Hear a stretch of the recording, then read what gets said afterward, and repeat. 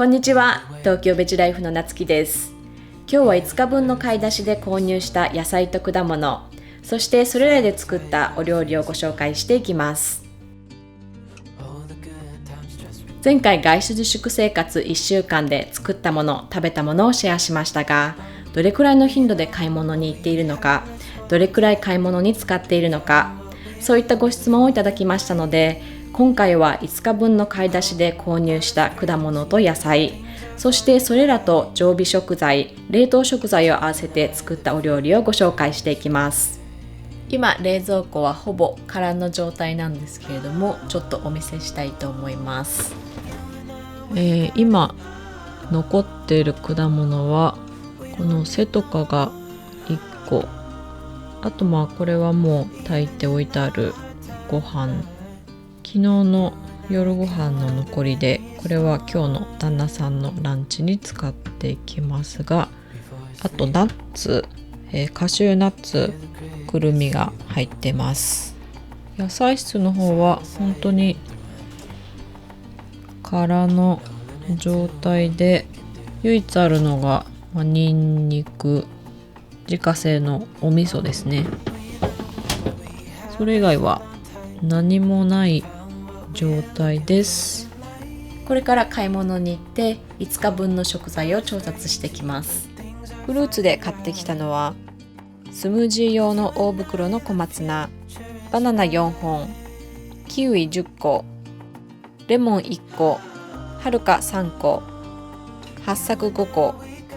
合計3734円でした。この中で八朔以外はすべてオーガニックのものになりますので、バナナやはるかは皮ごと小松菜と一緒にスムージーにしていただきます。スムージー用にはこの他に冷凍のブルーベリーがあるので、それも使っていきます。野菜類はアボカド5個、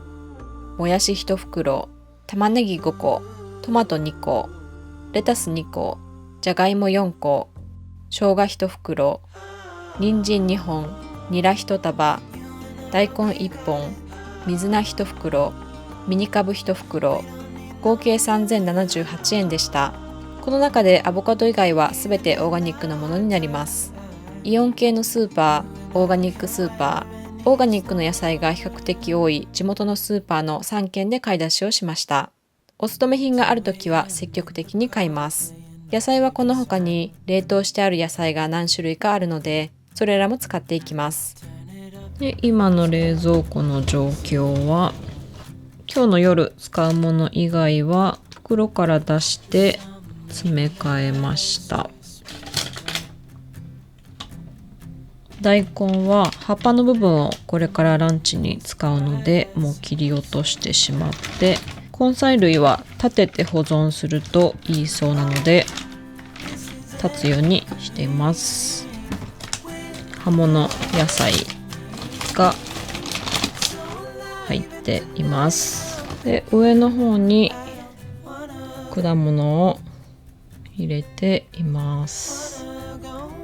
前回と同じく5日間、私のランチはスムージーとフルーツなので、今回は省きますが、初日の旦那さんのランチは前日の夜ご飯の残り物の小松菜とおからのポリヤルと大根ステーキ、ミニサラダのビネグレットドレッシング、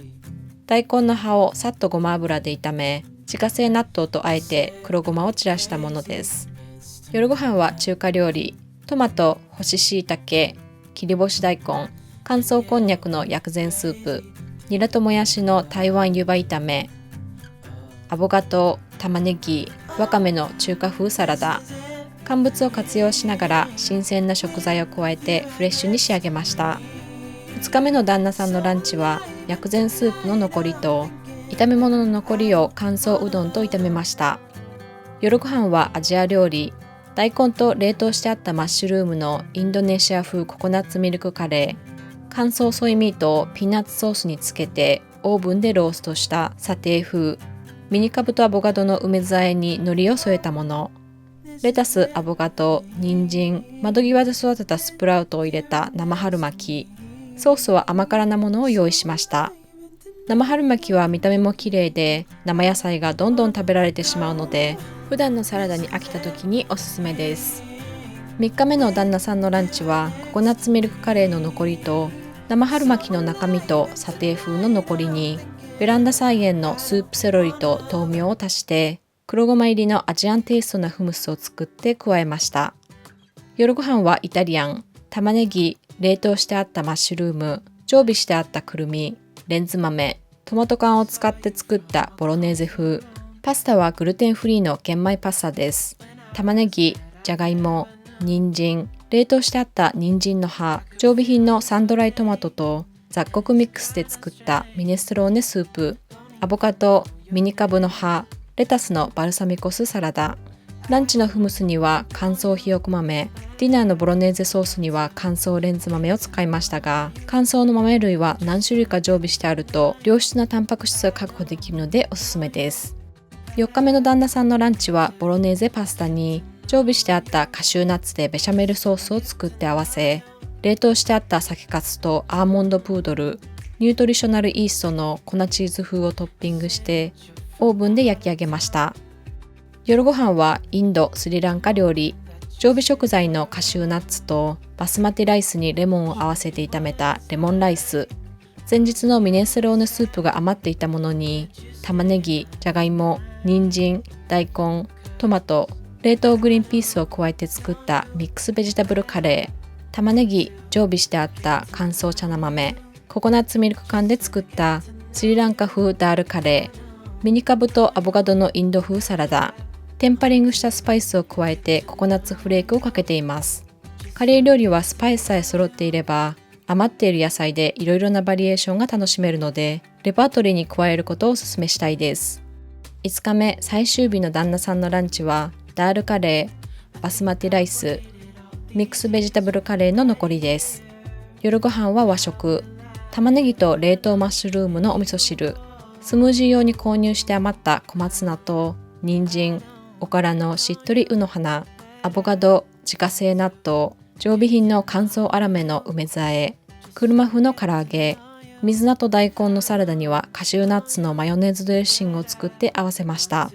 和食は小皿料理をうまく使うと少し残っている野菜も使い切ることができるので、私は冷蔵庫からにしたいときはだいたい和食にします。いかがだったでしょうか。今日は5日分の買い出しで購入した野菜と果物とそれらで作ったお料理をお見せしました。今の冷蔵庫の中はこの通り生姜とニンニクを残して全く空の状態です。上の方もお野菜、果物は完全になくなりましたので、これからまた買い出しに行きたいと思います。同じ野菜を何回かに分けて使っていて、毎日のように登場する野菜もありましたが、違った常備食材と合わせたり、違う国のお料理にすることでいろいろな楽しみ方ができます。今日ご紹介したお料理のいくつかについてはインスタの方で作り方をシェアしていますので、ご興味のある方はそちらをご覧ください。それでは See you next time!